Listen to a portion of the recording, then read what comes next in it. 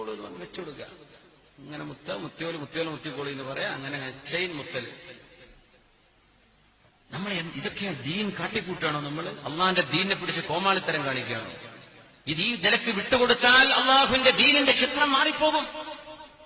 ഇനി വരുന്ന തലമുറ ഇതാ കണ്ടുപിടിക്കുക, നമ്മുടെ ഉസ്താദ്, നമ്മുടെ നേതാക്കന്മാർ, നമ്മുടെ ആലിമീങ്ങൾ, നമ്മുടെ മുച്ചാലിമീങ്ങൾ ഇങ്ങനെയൊക്കെയല്ലേ മുമ്പ് ചെയ്തിരുന്നത്? അത് ദീനല്ലേ? അത് ദീനല്ല. സയ്യിദന്മാരെ കൈപിടിച്ചു മുത്തും.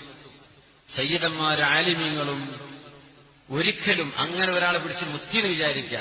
അത് മുത്താൻ ഇഷ്ടപ്പെടരുത്, കൈ വലിക്കണം. പക്ഷെ ഒരാൾക്ക് അങ്ങനെ കഴിഞ്ഞില്ല. ഒരിക്കലും ഈ മുത്തുന്ന ആളെക്കാളും ഞാൻ ഉഷാറാണെന്ന് തോന്നാൻ പാടില്ല. കൈ ഇങ്ങനെ വെച്ചുകൊടുക്കുക മുത്തിക്കോളി എന്ന് പറഞ്ഞിട്ട്. അതിനർത്ഥം എന്താ? ഞാൻ അത്രയും മുത്താൻ പറ്റിയ ആളാണെന്നല്ലേ? അതിനാണ് തസ്കിയത്തുൻ നഫ്സ് എന്ന് പറയാം. അത് ശറഇൽ പാടില്ലാത്ത വിഷയമാണ്. അത് ശറഇൽ പാടില്ലെന്നാണ്. ഓരോരുത്തരും അവനവന്റെ ഈമാനെ കുറിച്ച് പേടിക്കണം. ഞാൻ അല്ലാഹു തആല സുമ്മ റദദ്നാഹു അസ്ഫല സാഫിലീൻ, അല്ലാഹുവേ ഞാൻ പരാജയപ്പെട്ടു പോകുമോ എന്ന് പേടിക്കേണ്ടവരാ. മുത്തിക്കോളൂ എന്ന് പറഞ്ഞ് വെച്ചുകൊടുക്കുക. അങ്ങനെ മുത്തിയോല് മുത്തിക്കോളി എന്ന് പറയാം. അങ്ങനെ ചെയിൻ മുത്തല്. നമ്മൾ ഇതൊക്കെയാണ് ദീൻ കാട്ടിക്കൂട്ടാണോ? നമ്മൾ അള്ളാന്റെ ദീനിനെ പിടിച്ച് കോമാളിത്തരം കാണിക്കുകയാണോ?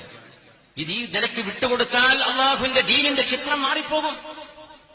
ഇനി വരുന്ന തലമുറ ഇതാ കണ്ടുപിടിക്കുക, നമ്മുടെ ഉസ്താദ്, നമ്മുടെ നേതാക്കന്മാർ, നമ്മുടെ ആലിമീങ്ങൾ, നമ്മുടെ മുച്ചാലിമീങ്ങൾ ഇങ്ങനെയൊക്കെയല്ലേ മുമ്പ് ചെയ്തിരുന്നത്? അത് ദീനല്ലേ?